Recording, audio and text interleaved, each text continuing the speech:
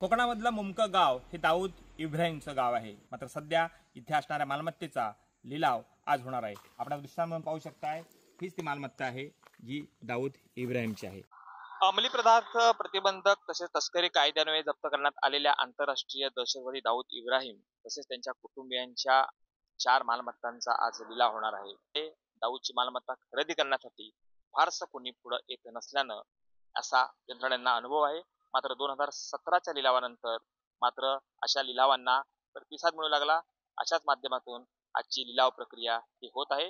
खेडमध्ये मुमके गावामध्ये दाऊद इब्राहिमच्या ह्या मालमत्ता आहेत। 4 मालमत्तांचा लिलाव यामधून होणार आहे। खेडमधील 171 चौरस मीटर शेतजमिनीसह उर्वरित 10,400 स्क्वेअर फीट चौरस मीटर असलेली जागा आहे आणि 8,953 चौरस मीटर भूखंडासह 2,400 चौरस मीटर क्षेत्रफळाचा आणखीन एक भूखंड आहे। अशा माध्यमातून या 4 जागा आहेत। त्यामध्ये साफेमाच्या कार्यालयात ही लिलाव प्रक्रिया पार पाडली जाणार आहे।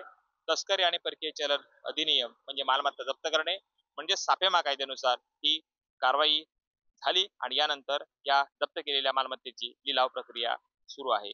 सध्या मात्र या लिलाव प्रक्रियेत कोण सहभागी झालेत याची माहिती उपलब्ध होऊ शकलेली नाही। मात्र मोठ्या प्रमाणात महसूल या माध्यमातून जमा होण्याची शक्यता आहे। या लिलाव प्रक्रियेमध्ये मात्र नेमके किती लोक सामील झालेले आहेत, कोणत्या संस्था, कोणत्या संघटना किंवा कोणत्या व्यक्ती याबाबत अद्याप माहिती स्पष्ट होत नाहीये। मात्र या लिलाव प्रक्रियेकडे मात्र संपूर्ण जगाचं लक्ष लागून राहिलं आहे। कृष्णकांत साळगावकर, टीव्ही मराठी, मुमके, खेड, रत्नागिरी।